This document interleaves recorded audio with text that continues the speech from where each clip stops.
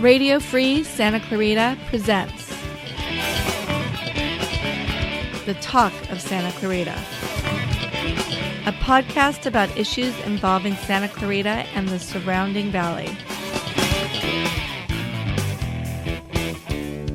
Episode 137, Santa Clarita celebrity Larry McClements. And now, let's see what the Talk of Santa Clarita is. And remember, this is for posterity, so be honest.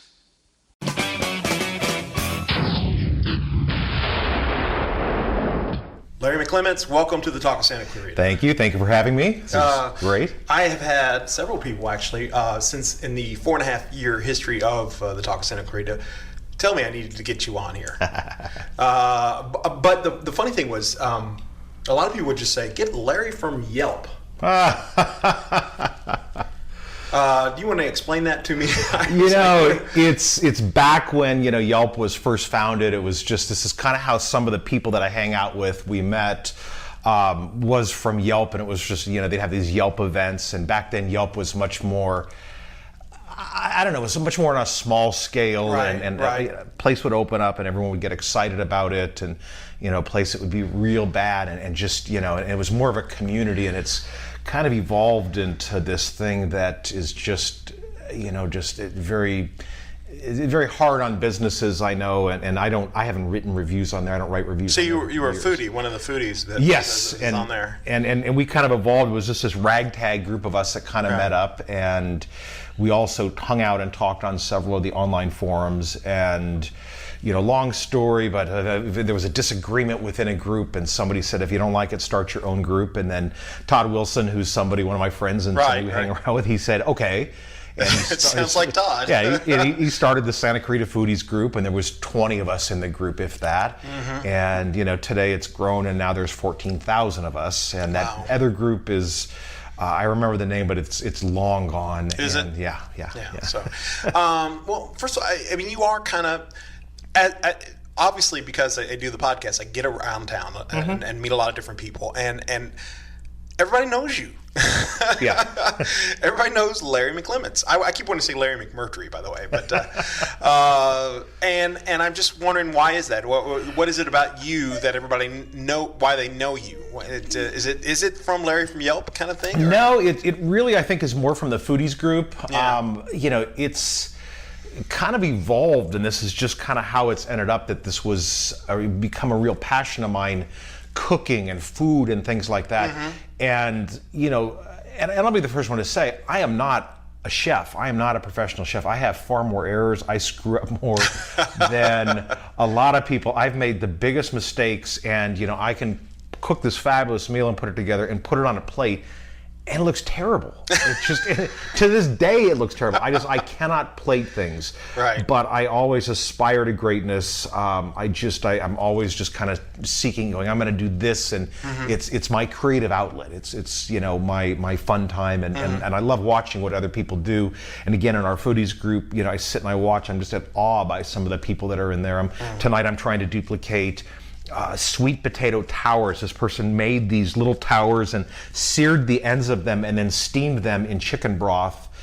And so I went and I got sweet potatoes today, and I'm going to go home after this, and I'm going to give that a shot. I'm going to attempt it, and we'll see how it comes out. Do you, as a foodie in Santa Clarita, I mean, do you watch the Food Network at all, or do you obsessively watch it, or not watch it at all? Or I mean, I'm just curious, because if you are a foodie, if you're obsessed with food and cooking and certain things, like my wife loves the channel, and I'm just curious if that's heresy for someone who's a serious foodie.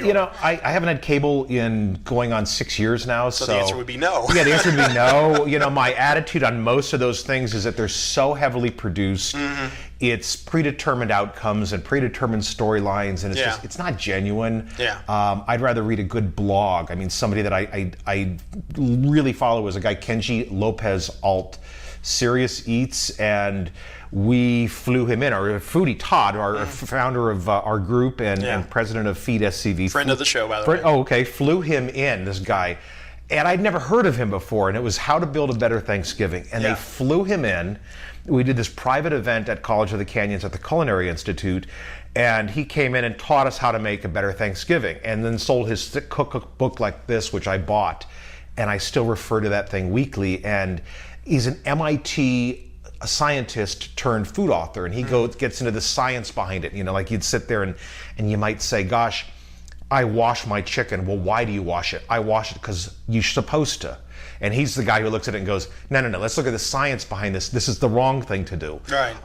You know, that chicken, boy, I tell you, and the turkey at Thanksgiving, my turkey had to be 165 degrees. I would be obsessing on it with this crappy, $5 thermometer. Yeah. And, he came in, and now, I'm pulling it out at about 145 degrees. I have an instant read thermometer that cost me $100, worth every penny. And I've learned about why I do things a certain way, and it really revolutionized the way I did things. It is. I can remember very distinctly in high school my chemistry teacher trying to get me interested in chemistry by making the point that cooking itself is chemistry, which didn't help because I'm not really interested in cooking.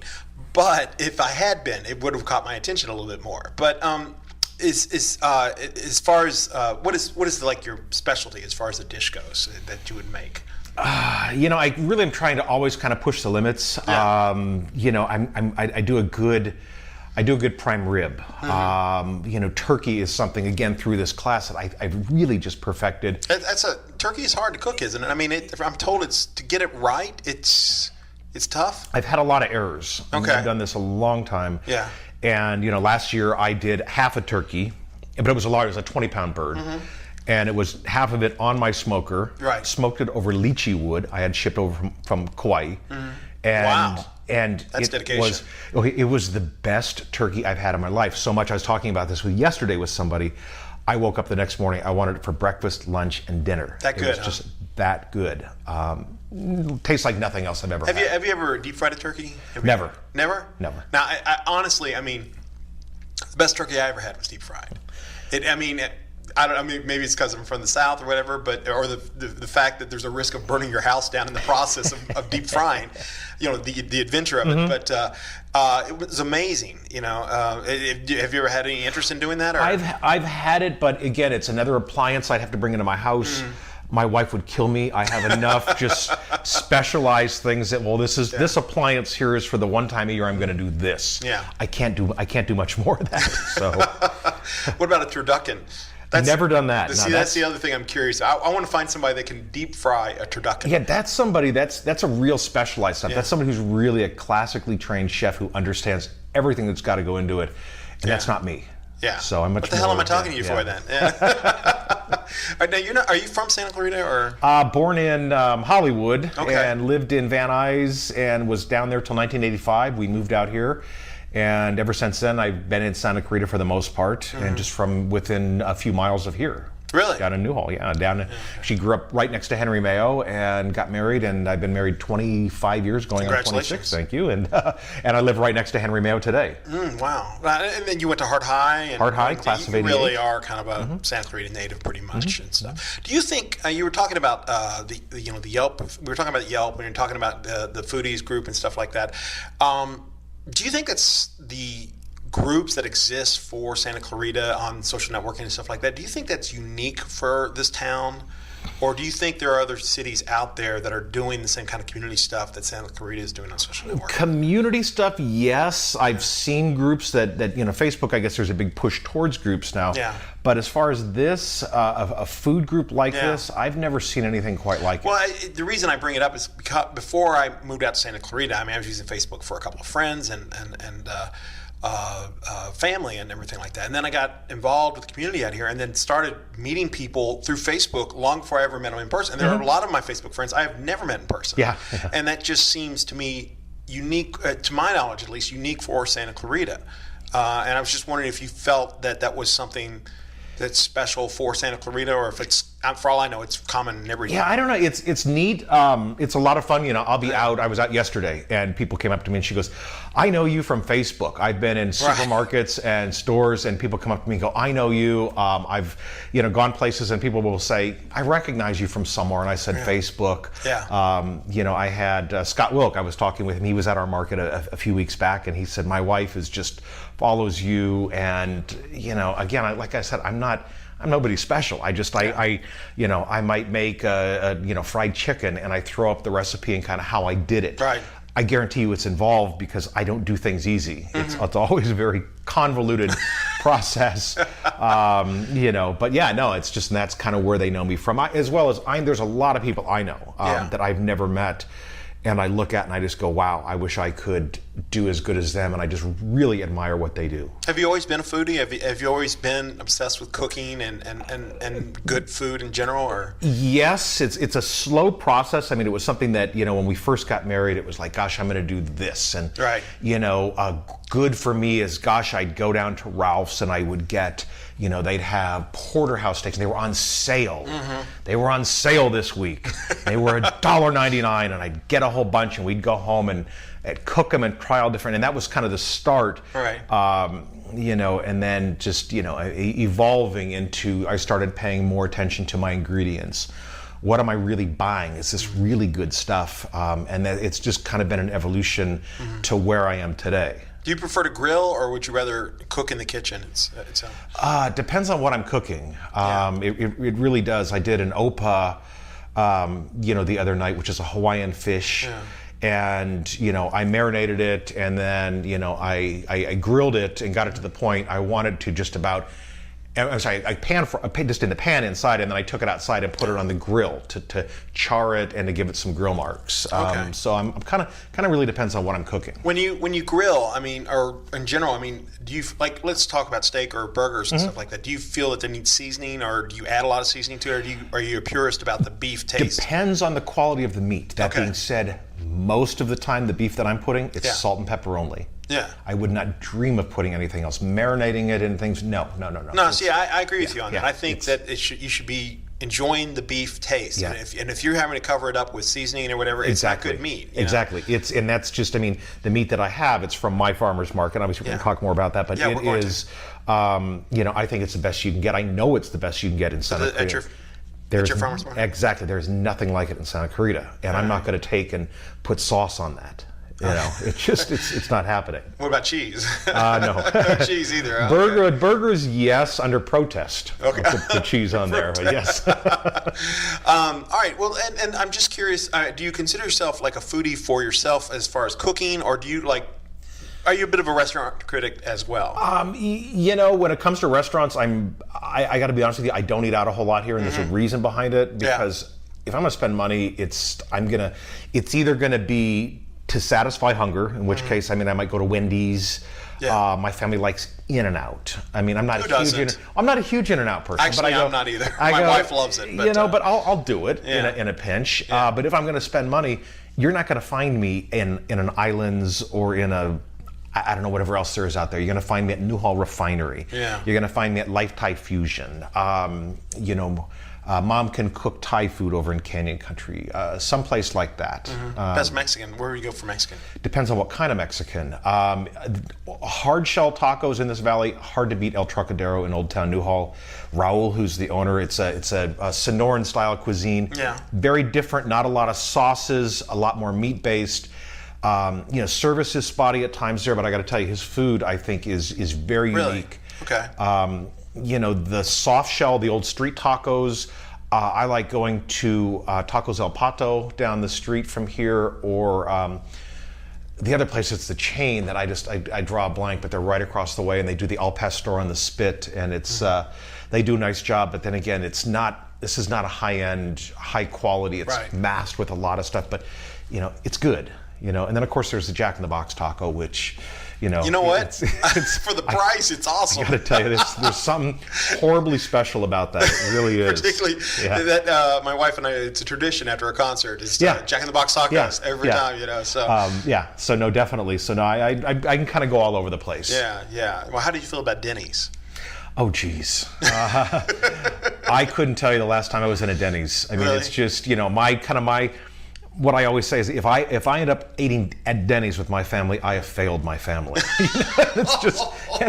I'd rather just say I'm going to McDonald's. It's overcooked. Right. Low quality food and calling it a day than trying to pretend it's something that it isn't. The opinions expressed here on Talk of Santa Clarita do not necessarily represent those of the host. Okay. Let's talk a little bit about just in general about the farmers market that you're in charge of. So what is your role as far as it's the Old Town Newhall Farmers Old Town Newhall Farmers Market. We're chartered by the city of Santa Clarita. We're a certified market. I'm the market manager. So essentially kind of the city contracts with me to run it. They totally support us. They really want this for the community. And it's my job to put this thing on every week. So you actually go out and find people to participate in the market itself? It is attracting vendors, retaining vendors, managing the market, making sure that it's up to, it is what you make of it. There are organizations out there outside of Santa Clarita that are managing these markets and do a poor job. And the market succeeds in spite of them. I talk to vendors and they're very frustrated. They said, we've gone to such and such market who runs it and they're terrible to work with. Really? Again, outside of Santa Clarita. Right. And it's something I hear consistently, but the market is successful because the vendors are passionate and the community's passionate about it. Is the COC farmers market also done by the city as well? No, COC market is by the Ventura Certified County Farmers Market Association. Okay. Based out of Ventura. I think they run about 5 different markets. And Karen, I just saw Karen today over, and I go to that market as well every Sunday, and just about every Sunday, and they put on a nice market. They're a bigger market than we are. They have things that we don't have.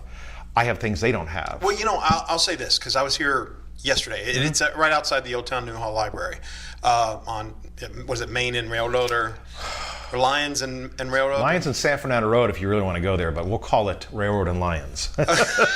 For those of you that go way back in Santa Clarita. Okay.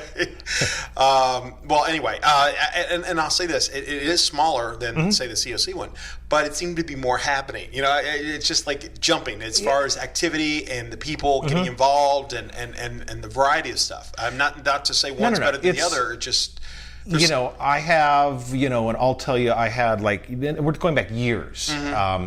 In my journey through farmers markets, there's a big journey that gets me to this point. I walked into the COC market years ago, and there's 7 different people selling peaches in there.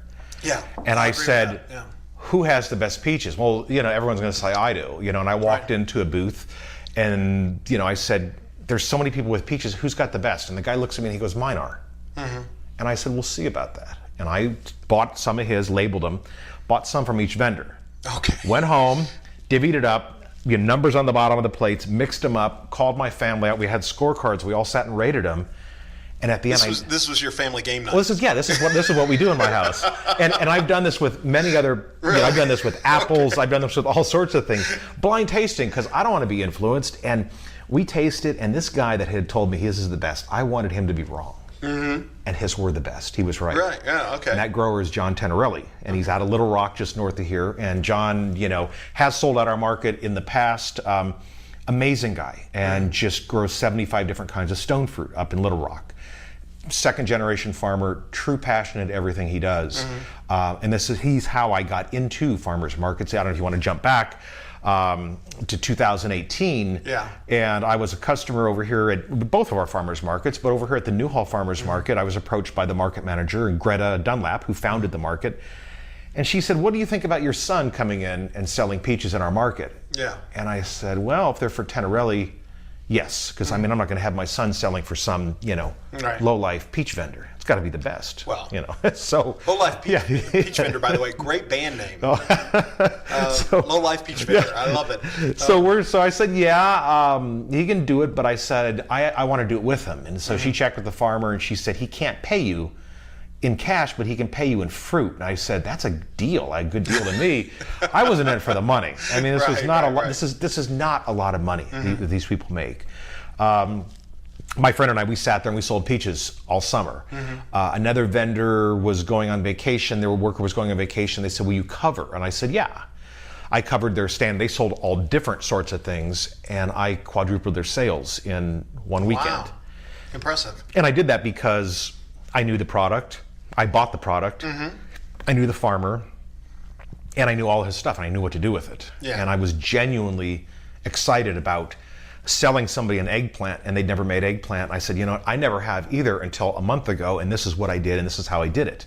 And people coming back the next week saying this is incredible. And it's just, sharing that knowledge is just awesome. Yeah, and I can that's imagine. what I liked. Yeah, it's so for every vendor that's over there, have you done a taste test kind of situation? Oh yeah, I mean, really? Well, I don't know if I've done a blind taste test like that. You know, it's my own personal opinion. You know, keep in mind, I was a customer at this market. Right. I knew everybody in that market. I knew who has the best whatever, what I liked, and feedback from people. And I'm always looking for feedback from anybody. Well, let me give you some feedback. Yeah. Get Tapia Brothers, or Tapia Brothers. Well, I have lobbied heavily Gloria Tapia. Yeah. She did come out to the market this year, and we talked at length about her coming into the market. And, you know, it's a part of time is with her. Her and I go way back. I go back with her to 1973. Wow. You want to go back. Yeah. And I go back to their farm stand, which is still there today on Havenhurst and Burbank in the Valley. Best corn I've ever had. Yeah, same here. My family was cheap. You know, we would go and every Thanksgiving we'd be on the phone trying to win a turkey from the radio station. But I will tell you this, when we wanted corn, we got in the car, we drove over to Encino, and we bought Tapia Brothers corn. My wife is a corn snob in the sense that if we get corn anywhere else, she won't eat it. If it's not Tapia, I don't want it. She says it every time, you know. So. And you know, I've talked with her, and she's got, personally just has a job and things like that, outside of this. You don't make a whole lot of money as a farmer or selling this stuff. You know, she was doing a lot of it as a community service, and she said, I just don't have the time. She was really trying to make it work, and we talked about it at length this season. We're going to try again next season. I know where she lives. I have her phone number. You know, I know where they work. I will not let them go. What is it about their corn that makes it special? What do you think it is? That are they doing something different, or is it just good soil, or what? It's, you know, a combination. A farmer can, from how they farm to when they water to the time of day they harvest, to the variety they grow. There's so many different things that goes into corn. It just isn't corn. There's all different varieties of corn. Right. Same thing with the fruits and vegetables we have. Yeah. You know, it's not. You know, you might see a peach at the store. Well, I've got a peach I guarantee you that, you know, the store isn't going to have. Right. You know, because it's harder to grow. It doesn't transport as well. Things like that are what factor into what makes things like Tapia corn and like anything we have at our market so good. So let's talk a little bit about, I mean, I used to, when I lived in Hollywood, I used to go to the Hollywood Farmers Market. Excellent. Great place, and huge too. I mean, I think... well worth the journey from Santa Clarita to go down there and see it. I used to walk down there and just pick up some food and just sit and enjoy myself, and then randomly try different fruits. But I don't really think I ever really put any thought into where the farmers come from, you know, how they, you know. Do you want to, like, I mean, are you actively recruiting from farms, or where do they come from? You know, as yes and no. And I mean, you got to think about where your stuff comes from, and that's, you know, I'll give you a good example. Something I want to talk about is the Thursday Farmers Market that was on Main Street. There were two versions of this. The first was down towards the Roger Dunn Golf Shop, in a lot down there. That was the very first farmers market our city had down there. Right. That was my first official time I actually sought out and went to a farmers market. Okay. And I remember getting home and I thought, there's nothing special about this stuff. It's just, you know, it's okay. Right. Second one comes along, and this was down right at center, you know, of Old Town Newhall, and the same thing happened. I went down there and I said, there's nothing special. And I started to ask questions, and I said, why is there stickers on my produce? Why would the farmer put stickers on his produce? Right. And that's because this was not the farmer I was buying from. It was somebody who drove down to the produce mart in downtown LA with big, huge complex and bought just 5 boxes of peaches. Right. And came up, transferred them from a nice box into a farm crate and said, here's peaches.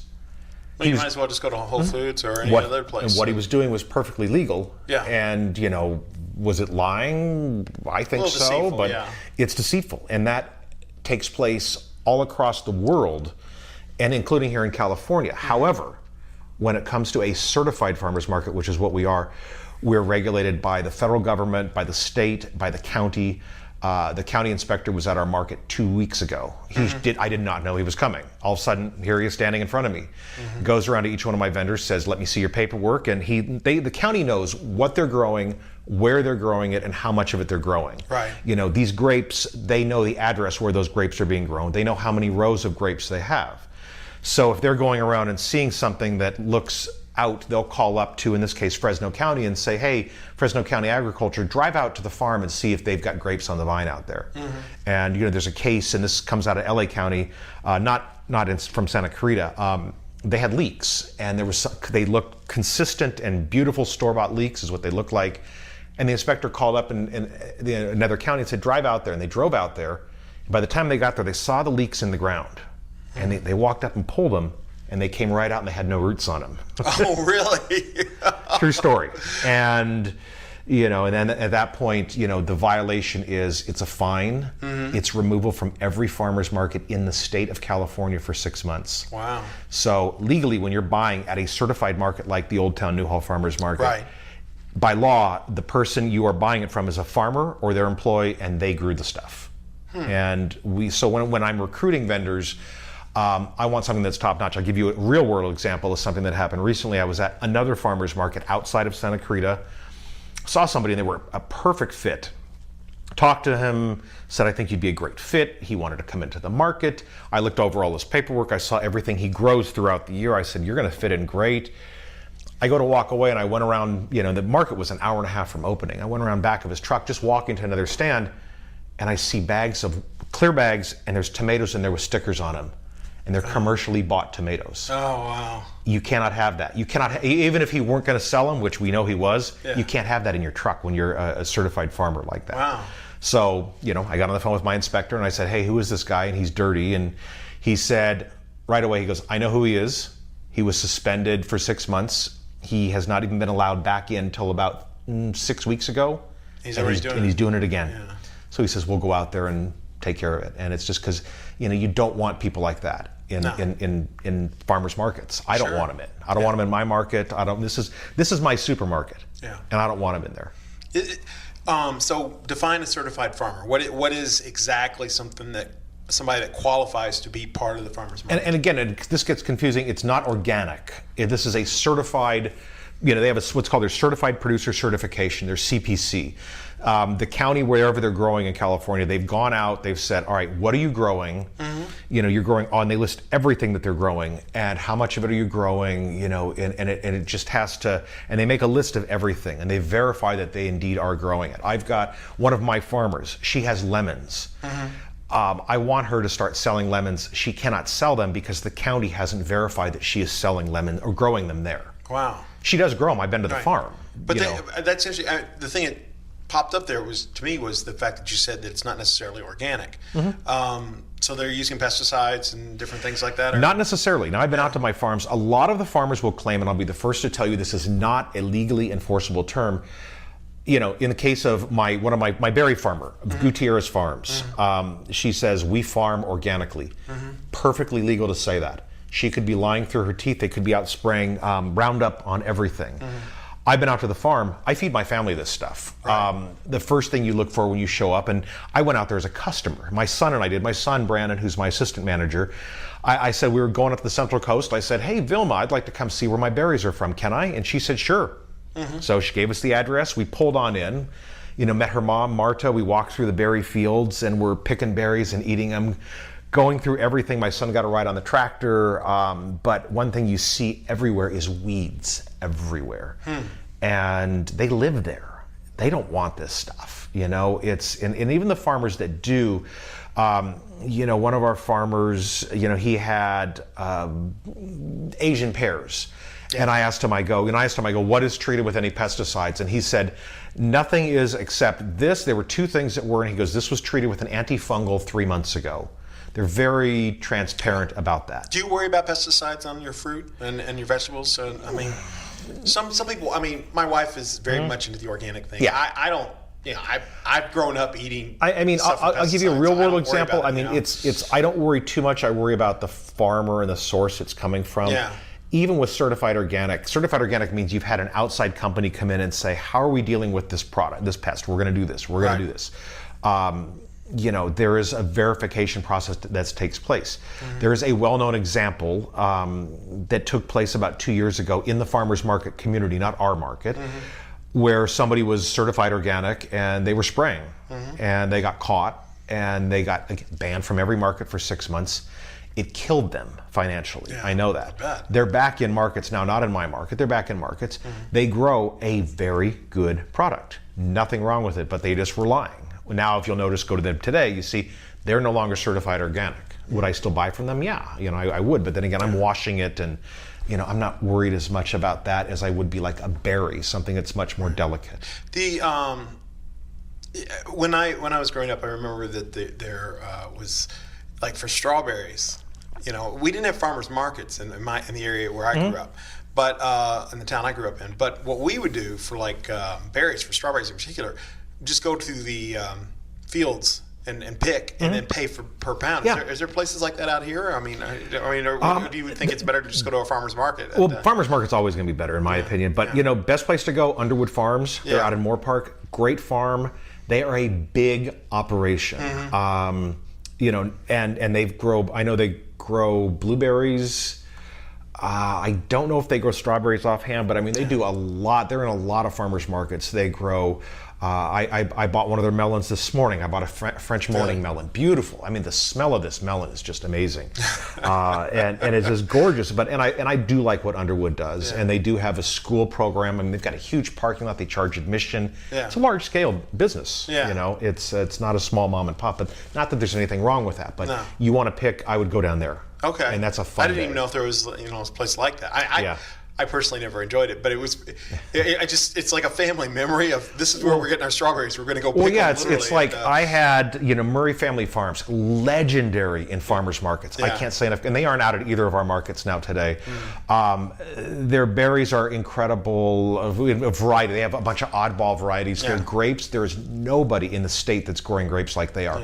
Weird varieties that don't even have names. They're just developing, and they're hybrids and this and that. Stephen Murray, who's one of the guys who's behind this, I had the honor of meeting him in Santa Monica Farmers Market about 2 months ago. Great people. They're up north of us, just outside of Bakersfield. They had black raspberries, very hard to find, and I wanted to make black raspberry jam. These are little dark berries. Okay. And I kept asking, and they'd have problems and logistics, and finally he goes, "You want to come out to the farm and pick them?" And I go, "Yeah." Well, they have a U-pick as well. Another good trip is go out to the Murray family farm.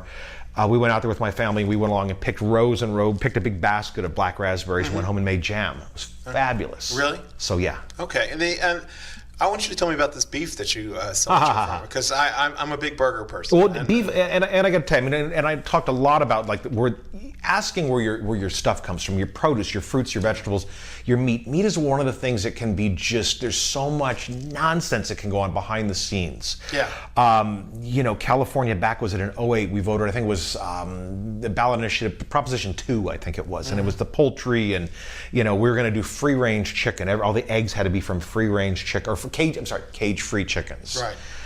And if you Google it, the egg production is just barbaric, and just and don't be an animal rights anything, but do you really want to eat food that's coming that they got 9 chickens crammed in a little battery cages, and it's literally just dropping down onto a treadmill? So now we've gone and gone cage free, but I will tell you that a big commercial egg producer is going to do the bare minimum required under law, and that chicken is going to have barely less than a square foot per each chicken. Google cage-free chicken operation, and it's perfectly legal. You'll see a big barn, and it is, they're all standing there like this. So horrible, yeah. And that's perfectly legal.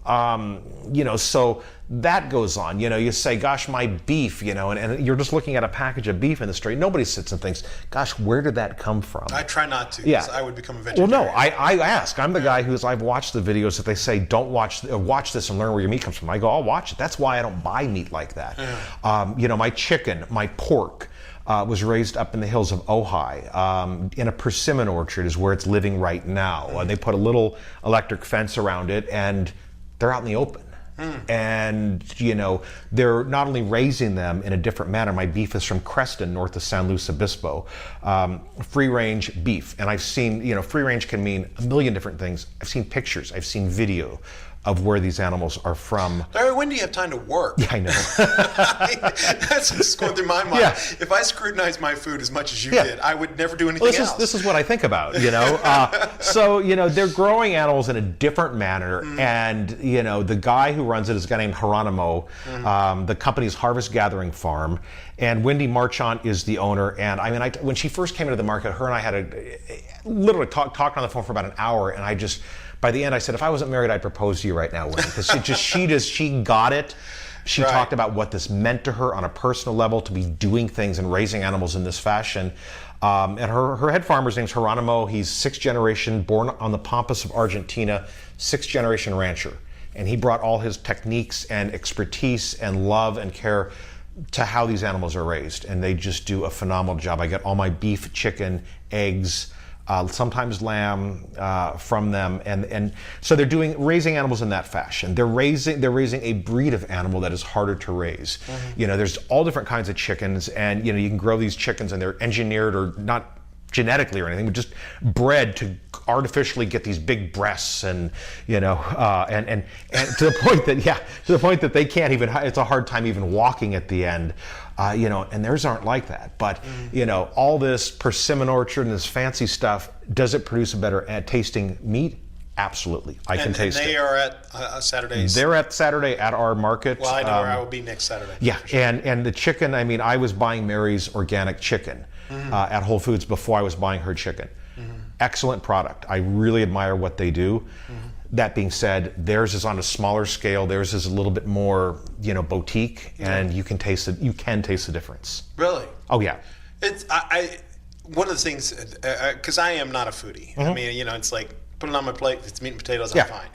But I will say, I don't doubt you at all, because and you've got me enthused about the possibility, because I used to always buy my burger meat, for example, from Ralph's. Yeah. And not to slam Ralph's. Oh, I did too. But then, my wife started buying from Whole Foods, and she was very insistent about buying the meat from Whole Foods. And then I went back one time, and it was on sale at Ralph's, and you could literally taste the difference with the type of burger meat it was, Oh, yeah. That was kind of a revelation for me. I didn't think about, the time, like what you do, the time you spend thinking about this stuff, but it does matter. It really does matter. It's easy to get caught up in the romanticism of this and thinking, here's my 6th generation Argentinian rancher raising my chickens, and it's just like I tell people, forget all of that. It comes down to taste. Can you taste the difference? Can you taste the difference between the produce, the fruits, the vegetables we put out, and what you get at the store? Right. I know we can. Like I said, I've done the blind taste tests. I've sold at our market when we were selling peaches, and people would come through and they'd say, I've never had a peach that tasted like a peach in years, and I hand them this peach. Now, what is your opinion of, these farmers that are coming to your farmers market, they are small family farms. Is that correct? It's not any of the commercial large production For the farms? most part. In my mind, when I first started in farmers markets, I envisioned this small little house on the prairie type house, and one field, and that does exist. But my first shock, when I'm learning about farmers markets, was when I left our valley and I went down to Hollywood, and I walked in and I go, oh my gosh, there's Pudwell Berries, there's the Bolanos Sprouts guy, there's so and so, and I realized, they're not just coming and selling at our market once a week and going home. That's not going to sustain their house. They branch out. They have, a lot of times it's family members. They've got their family members here. The wife is here. The kids are doing this one. Sometimes they're employees as well. So the farms can be varying in size. Yeah, but it's not the large commercial giant. It's not. No, like Gutierrez Farms, who brings my berries and Central Coast greens. Yeah. I've been shocked more often than not. I was down in South Pasadena Farmers Market on a Thursday night, nice market. I walked in there and there's Marta Gutierrez, who's the owner of the farm. Vilma, who sells at our market, it's her mom. And I go, and she knows me. And I go, how you doing? Encino. There's, Marta in Encino.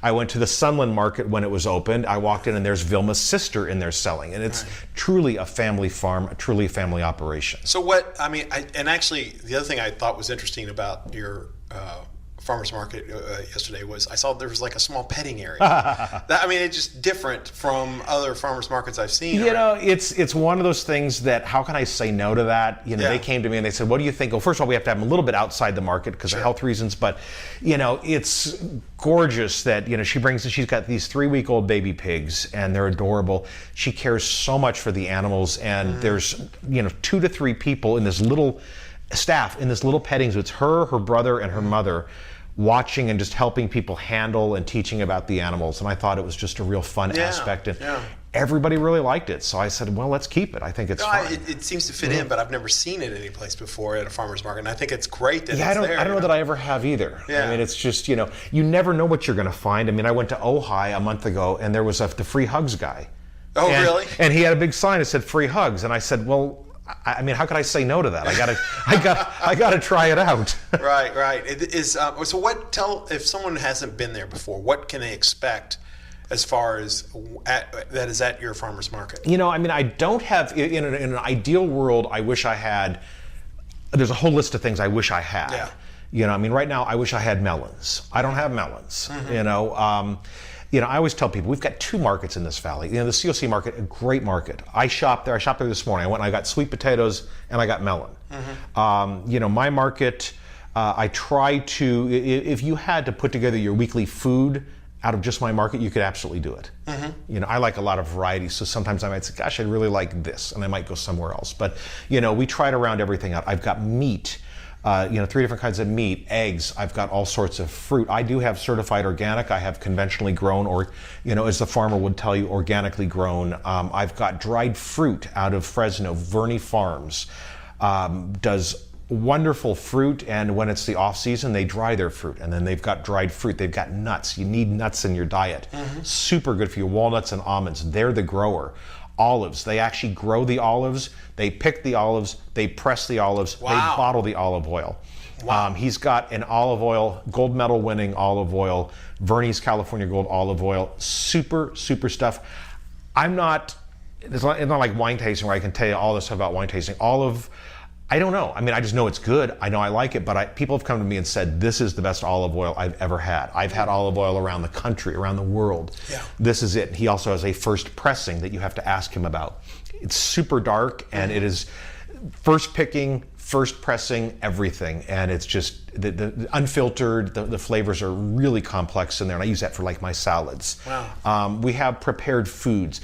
We don't let everybody in. I've had 2 people come to me over the past month for prepared foods. One of them I said no because I thought their product was not up to my standards. Yeah. The other one, and she starts in about 2 weeks, is baked goods. She wants to come in and do cookies and pies, coffee cake. And I looked at her and I said, bring me a cookie, bring me a coffee cake. I will take one bite. I will know instantly if I want you or not. And wow. She brought it to me. You got to do this because this is my name on this stuff. It's one free food. And well, she brought me this big box, and I divvied it up, passed it around to the vendors, and once she left, and I said, "What do you think? What do you think? What do you think?" And I already had my mind made up, and everybody said, "This is lovely. This is good." And I have people that are really tough customers, and her stuff was good, and I said, "Your stuff, you belong in this market."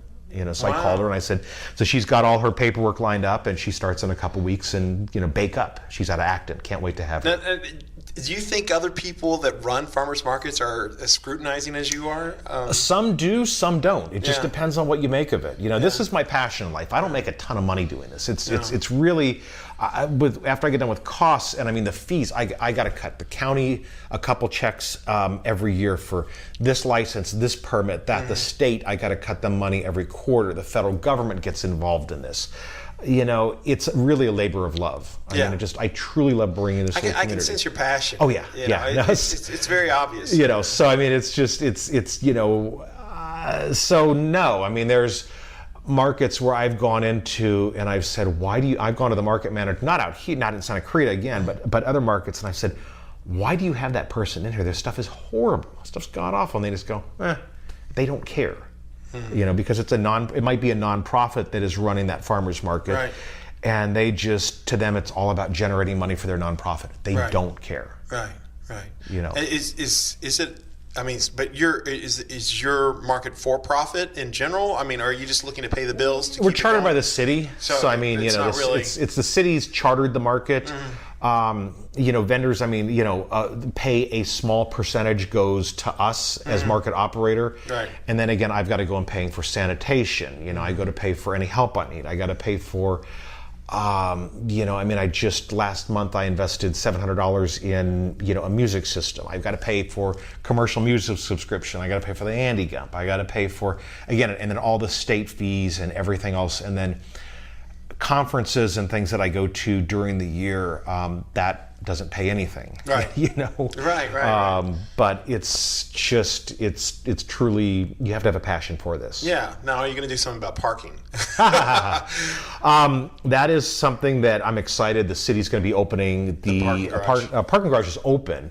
We are starting to direct actually people towards the structure and say, guys, park there, walk right across the street. We're right here. See, the problem is I come in and do my podcast on Saturdays, and I can't find a parking place for the library because of. So I'm always cursing you under my breath. Yeah, it is. Walking's good for you, but now we're trying to. We have our vendors park off-site. Any extra vehicles, they can't pull them behind them. We really try to maximize bringing the space in as tight as we can. We really try to, be a good neighbor and make use of the lot in a good manner. Yeah. You grew up here pretty much. You've stayed here. What is it about Santa Clarita that appeals to you as a person? Is there something special about this city, this town? It's funny. I was just thinking about this morning. I was, and I guess it's friends, it's family is really probably the big thing that keeps me here. The other thing is weather. I mean, it's just, where else are you going to find weather like this that's consistent year round? You say, I'm going to go to Florida. Well, it's humid as can be. Terrible. I'm going to move to the Inland Empire. It's just, hot, insufferably hot for 2 months out of the year. I don't want to live like that. If I could, I'd move to Hawaii. But I don't need much over there. I just want a little shack with a somewhat view of the water, and I'm good.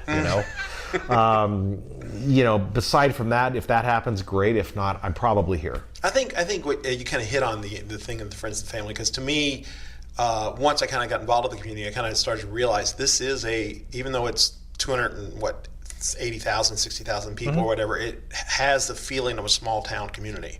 It definitely exists, particularly on the Facebook community pages, but you definitely get that feel that it is still kind of a small town. It's isolated, It does, and there's people, I see a lot of negative comments sometimes online, and people say, oh gosh, what is this town coming to? What is this? And so a lot of times pointing out the bad. I'm out and about a lot in this valley. I see a lot of the good. I saw some guy fall off his bike by Central Park, and I was like, oh my gosh, I got to stop. Well, 3 other people stopped right in front of me, and we're getting out and helping. And I'll say this, just to follow up on that, that's a difference about this town, because I was riding my bike at Venice Beach once, and I slid on some sand and just plowed onto the ground, boom, hard. Not a single person stopped to ask. No. Not a single. They just kept riding right by and walking right by me as I'm laying on the ground in pain. Yeah, I think genuinely most of the people out here are really good people. I think so too. I think it's underappreciated a lot. Yeah, you don't see it. Yeah, even the people that I have found that are more hostile politically, I guess, for lack of a better way of describing it, on Facebook about different things, because this town is divided politically. Are usually, and for the most part, I've found them to be great people when you get face to face. In person. Yeah. I think they just have different personalities. On Facebook, you get fired up about things or whatever online, and I get fired up about fruits and vegetables. That's my big thing that I. What's the most unique fruit that you ever eaten? Oh, boy, I'm trying to think of what I have that is just unique. I mean, I'm always seeking out, like if I were to go, I vacation in Hawaii, I try to a lot. And I always, when I'm there, I don't go out to dinner. I'm the guy that plans my meals when I travel. I cook if at all possible when I'm traveling. And, I'm in Hawaii, I hit a farmer's market every day. Really? Every single day there's a different farmer's market, and I went to one in Kauai, and literally it was like I was there 15 minutes after it opened. They were packing up. I'm buying stuff out of people's car. Really? And lychee nuts, a white pineapple I got over in Kauai. I never even knew these existed till a few years ago. I'd never seen it. I'd never heard of it. It tasted like nothing I've ever had. I mean, for something I probably got now, I've got here in my basket here. I'm not even 100% certain. We thought this was a Simca pluot. A pluot, it's a hybrid of a plum and an apricot. And you will never see anything like this. And this is available at my market right now. You'll never see anything like this in a supermarket, ever, ever. And you see it's kind of got green on the outside and then there's some burgundy. And you look at that, and it's a deep, deep red on the inside. Ooh, and the taste, I know we're on a podcast, but the taste of this thing is, you got a little bit of tart, there's just such a depth of flavor and then a sweetness. Yeah. Very similar to one of my favorite, which is a Satsuma plum. Season for those guys is short. They were here and gone in farmers markets under a week. Wow. And we never saw them. And then my vendor showed up and he had these, and I just was doing backflips. And I said, "What are these?" And we're going through his paperwork and trying to figure out. He goes, "I'm pretty sure these are these." He's actually an employee of the farmer. So we got to call up the farmer and try to actually figure out what these are called. But they're amazing.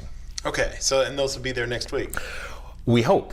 Okay. It all depends on demand. It depends on weather. The weather could turn and, get too hot up there, and all of a sudden they have to rush and pick and get them out. Yeah. If not, they'll let them hang longer, and we'll have some next week. But this coming week, last week, we're going to have them. Okay. I'll keep that in mind. And what about vegetables? Unique vegetables? I find, for myself, I'm not a big veggie person, but I'm trying to eat more healthy stuff.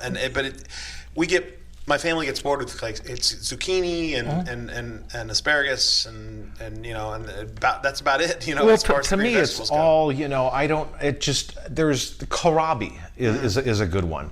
My farmer showed up and he had kohlrabi. And what is kohlrabi? What is that's what I said. And his English isn't the best. And he's the actual farmer. He sells Jaime Ariel and his son Juan sell at our farmer's market.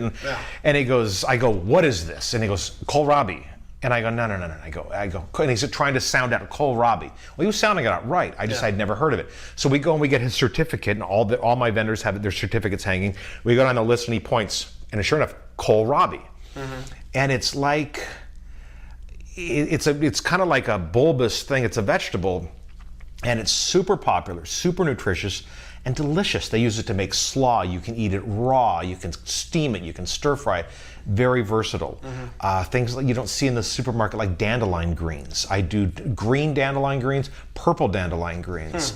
I've got. What do you do with that? Well. I mean, do you steam that or there's roast all it different or things. I like a hot stir fry with that. I do a little bit of honey, and then a little bit of lemon juice. And again, honey's from my market. Know your beekeeper. Honey's the third most fraudulently traded product in the world. Wow. They're cutting it with foreign honey. They're straining out all the pollen so that tests can't reveal where it comes from. Like the drug dealers, with the cocaine or whatever. You have no idea. Yeah. The federal government derived a test to figure out microscopically the pollen that's in it. They could figure out where in the world it came from. Really? They've now figured out a way to microstrain it and strain out that pollen. Wow. Now they've had to come up with a different test to figure it out.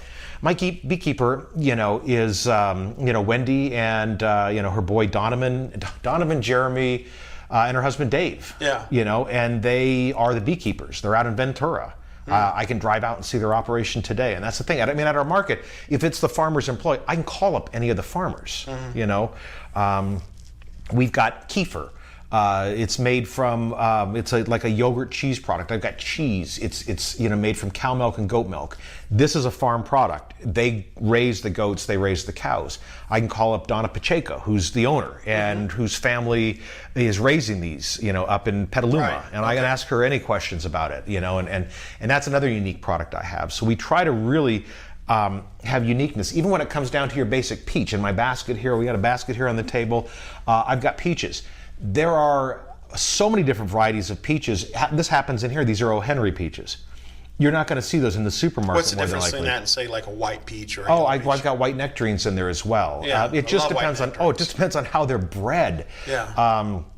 We start off typically with a like a June Lady, and it's a cling peach. It's and then we'll get a June flame, a July flame, Snow Bright. There's all different varieties. We get into Henry's. Sangre de Toro is another one that our vendor had, which loosely translated is blood of the bull. And varieties when you bite into it. I got into farmers markets because of peaches, not selling. And we're going back years. I walked into a farmers market in Solvang. I do nothing about farmers markets, and I go, what is going on here? I picked up a peach, this one peach, and I bit into it, and it was a life-changing peach. It was. That's what I said.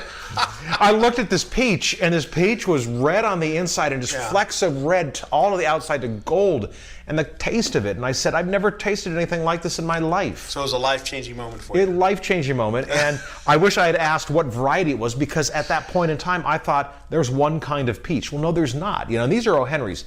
Last year, the O. Henry was probably the star of the season. It really it's one of the best varieties, I think.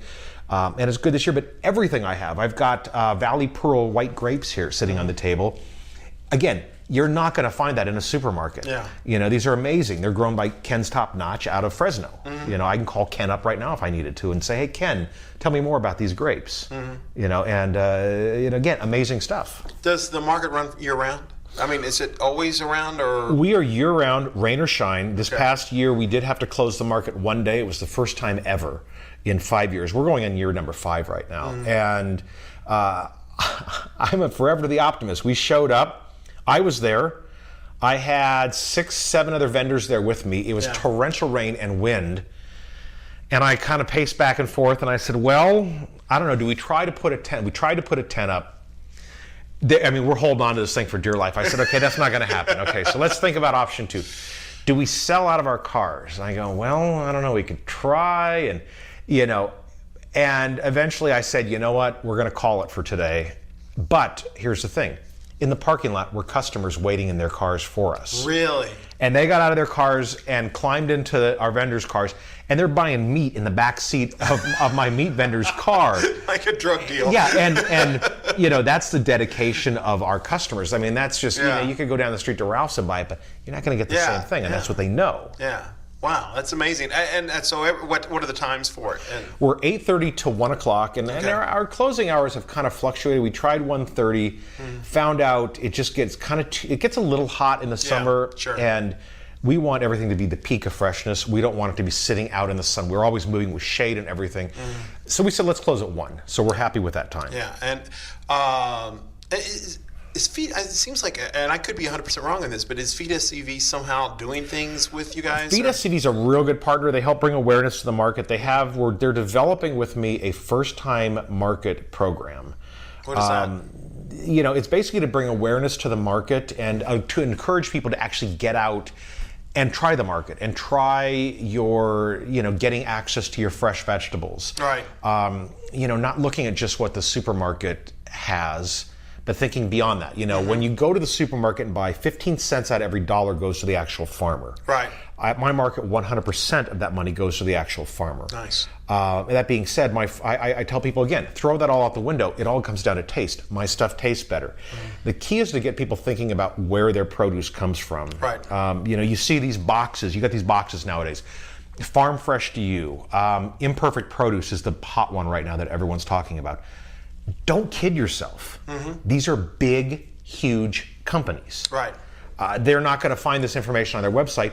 Farm Fresh to You, Imperfect Produce, they've got warehouses. Imperfect is, they've got warehouses up and down the coast, from Alaska to Washington to Oregon. They're a big company. They employ 1,000 people. Farm Fresh to You has warehouses, again, all over in the South, in Washington, D.C., in the Midwest. Fleets of semi-trucks. Imperfect, which is big right now, if you zoom out on their little shack that they have pictured at, it's in downtown San Francisco. Go to Google Maps, you'll see that little shack, but when you zoom out, you see this massive, massive cold storage warehouse sitting right next to them. And if you go to Google Street View and you look, their name is on the gate. Oh, really?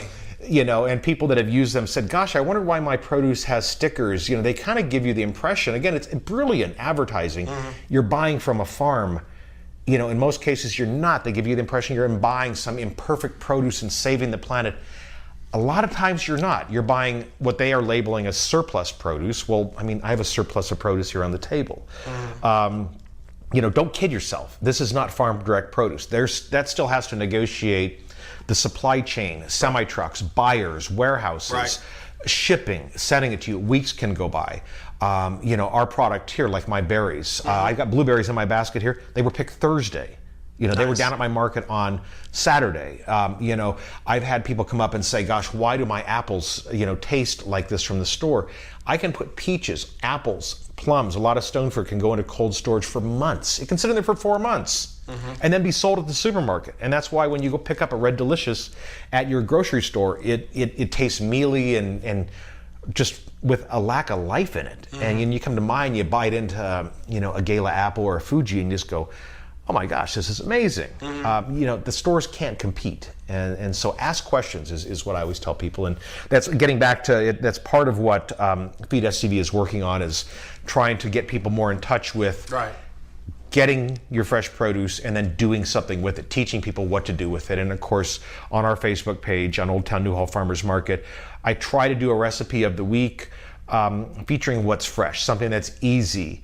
I did a video recipe of the week, how to make fried chicken. I said, this is easy. You can do this.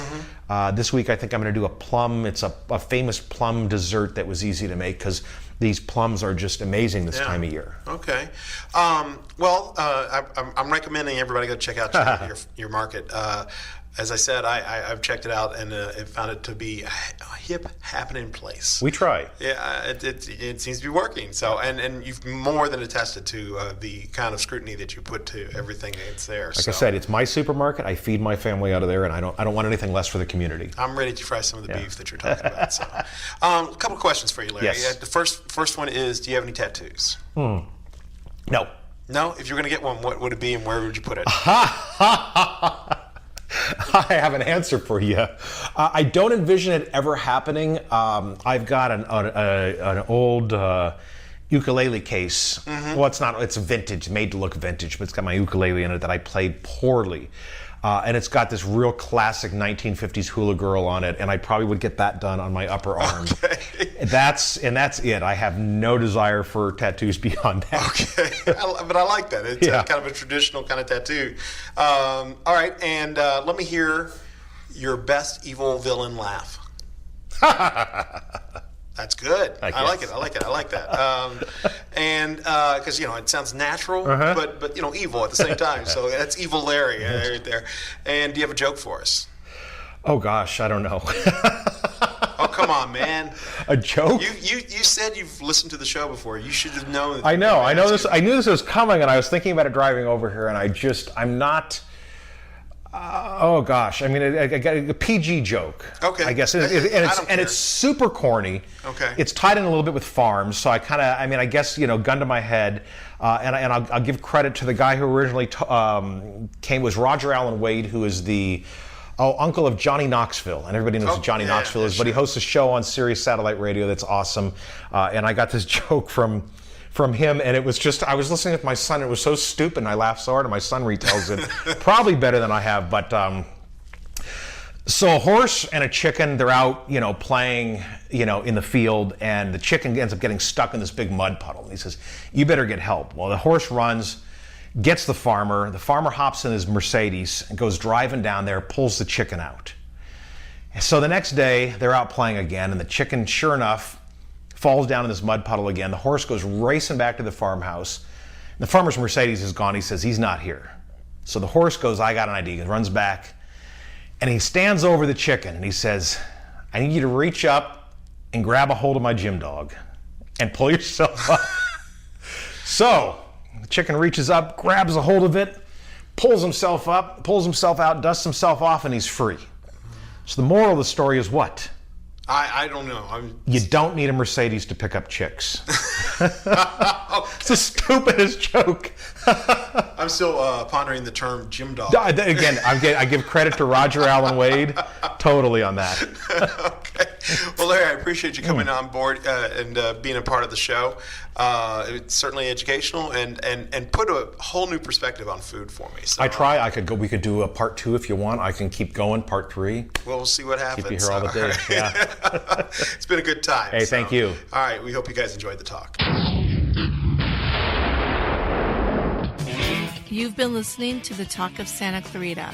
Listen to us on iTunes, SoundCloud.com, YouTube, and Stitcher. Barring a life event getting in the way, a new podcast is available every Tuesday. Questions, comments, and show ideas can be sent to thetalkofsantaclarita@gmail.com. You can also call or text us at 661-505-8672. That's 661-505-8672. Follow us on Twitter at The Talk of SC or on Facebook, Instagram, and YouTube at The Talk of Santa Clarita. You can also visit our website by going to www.thetalkofsantaclarita.com. This has been a production of Radio Free Santa Clarita Incorporated, a 501c3 nonprofit organization. To donate, go to radiofreesantaclarita.org/donate. Radio Free Santa Clarita, on the net and on the air, and we're very much aware. Any questions?